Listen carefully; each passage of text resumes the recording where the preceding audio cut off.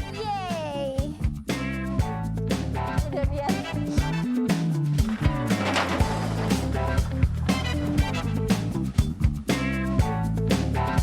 Ini dia si manis agak masam peyem Bandung.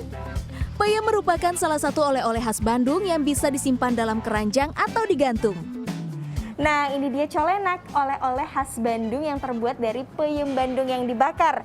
Saya jadi makin penasaran sebenarnya seperti apa sih proses pembuatan peyem Bandung.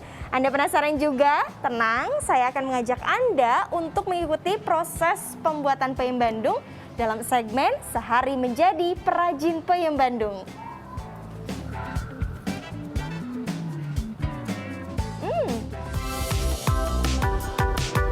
Peyem Bandung terbuat dari singkong yang telah melewati proses fermentasi. Singkong merupakan jenis umbi-umbian yang dikenal juga dengan sebutan ketela pohon. Terdapat beberapa jenis singkong seperti manggu, mentega, gajah, dan putih. Kalau untuk bahan baku peyem Bandung, biasanya menggunakan singkong jenis mentega.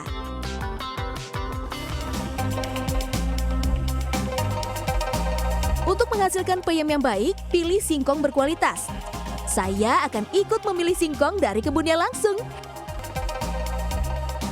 Di kebun seluas 40 tumbak inilah singkong dipanen. Karena tadi jembatannya rusak, jadi kita harus jalan memutar dan ternyata jalan memutarnya ini agak turun-turun gitu. Jadi kita harus benar-benar berhati-hati pas turunnya. Ditambah lagi ini tanahnya licin. Apa? Berhasil. Terdapat kurang lebih 100 pohon singkong yang siap dipanen.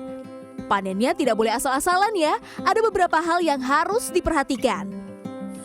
Pak, ini yang mau dipanen nih pohonnya tuh harus yang udah kayak gimana sih Pak kira-kira? Ya, udah tua kelihatan putih ininya, daunnya menguning gitu. Oh. Ini kan udah ada cabang-cabang ininya, itu udah tua, itu udah layak dipanen. Udah layak dipanen. Iya. Pas udah kayak gini langsung gimana ini Pak? Langsung dicabut atau gimana? Iya, pakai pengungkit sekarang mah. Pakai pengungkit. Karena musim kemarau itu ya lumayan agak ini kuat lah di itunya. Oh, oke.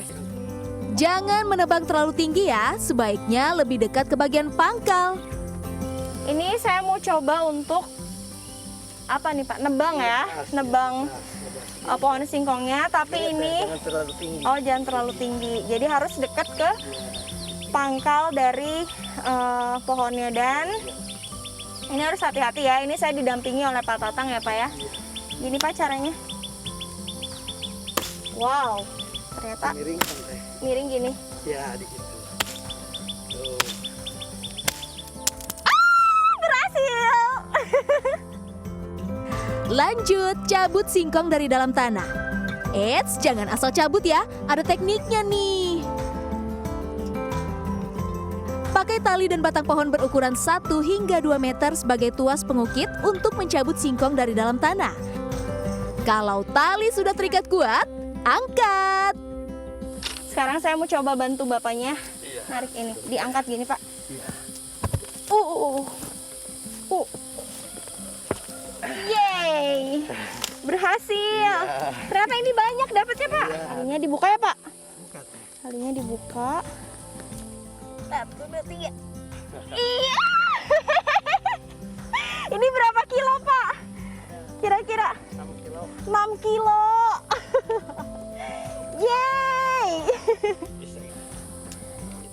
Jadi tanah-tanah yang masih menempel ini dibersihkan. Terus nanti singkongnya akan dipotong-potong oleh Pak Tatang. Pakai golok. Dan itu harus hati-hati. Ih, cacing bukan sih Pak? Apa sih ini? Ah, iya benar ada cacing. Ada cacing Pak.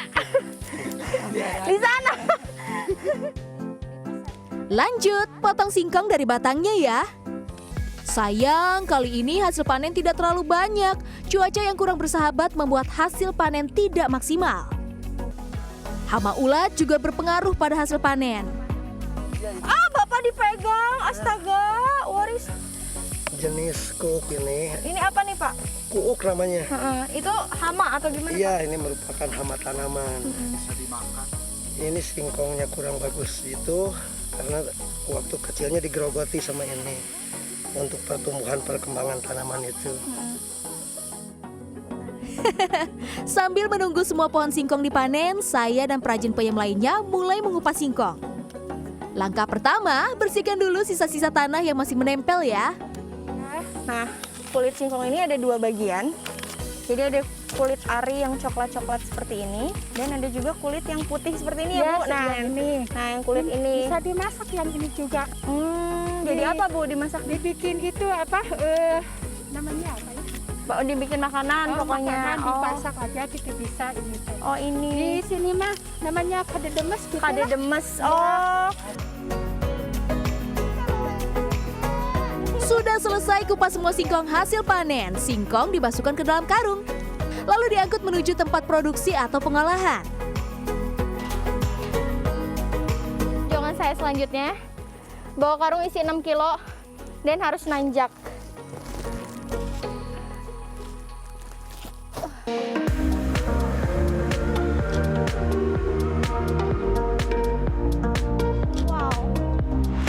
Karena beratnya mencapai 1 kuintal, jadi diangkutnya pakai motor ya. Kalau jalan kaki, nggak sanggup. Tapi untuk menuju lokasi parkir motor ada perjuangannya nih. Jalanannya nanjak dan sambil ngangkut karung isi singkong ini. Yuk semangat yuk! Let's go, Kang. Hati-hati ya. Oh ya, sejak tahun 1800-an, masyarakat Cimenyan sudah mulai memproduksi peyem. Kemampuan mengolah singkong menjadi peyem pun diturunkan turun-temurun. Saat tiba di tempat produksi atau tempat pengolahan, singkong yang sudah dikupas masih harus diserut bagian luarnya untuk menghilangkan lendir. Jadi supaya lendirnya hilang, si raginya masuk langsung ke singkongnya ya. Karena kalau yang tipis ini nggak masuk itu seraginya. Barulah singkong dicuci agar semua lendir pada singkong hilang. Pastikan juga tak ada lagi kotoran yang tersisa ya. Nah, setelah diserut tadi, sebelum dicuci secara langsung, singkong dimasukkan ke dalam karung untuk dicuci, digosok-gosok seperti ini. Baru kemudian singkong dicuci langsung ke air. Jadi ada 2 kali proses pencucian, gitu ya Kang ya? Iya. Setelah dicuci bersih, singkong siap masuk ke proses perebusan. Singkong direbus di dalam panci berukuran besar selama kurang lebih 40 menit. Satu panci dapat menampung 85 kg singkong. Yang menarik dari mengolah peyem di Cimenyan yaitu menggunakan hawo. Tungku memasak yang bahan bakarnya masih menggunakan kayu bakar. Kayak gini nih. Udah, Pak.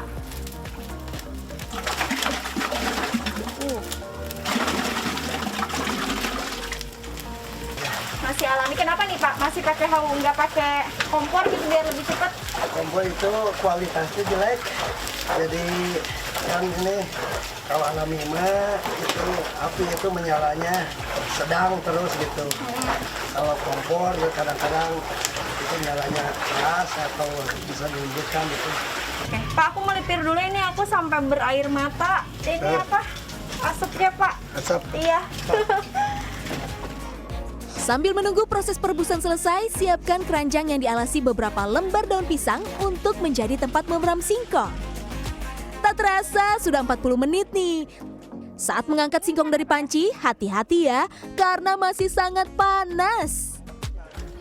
Selanjutnya adalah proses fermentasi. Untuk masuk ke tahap ini, pastikan singkong sudah tidak panas. Bukan cuma bagian luarnya saja ya, tapi sampai bagian dalamnya juga.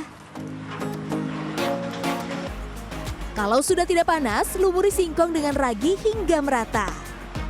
Jadi pemberian ragi ini harus dioles ke semua permukaan singkong yang sudah direbus ini, dan pastikan sampai ke sela-sela ini juga masuk ke celah-celah ini supaya nanti raginya merata, dan lebih baik dioles seperti ini daripada ditaburin gitu ya Pak ya? Iya.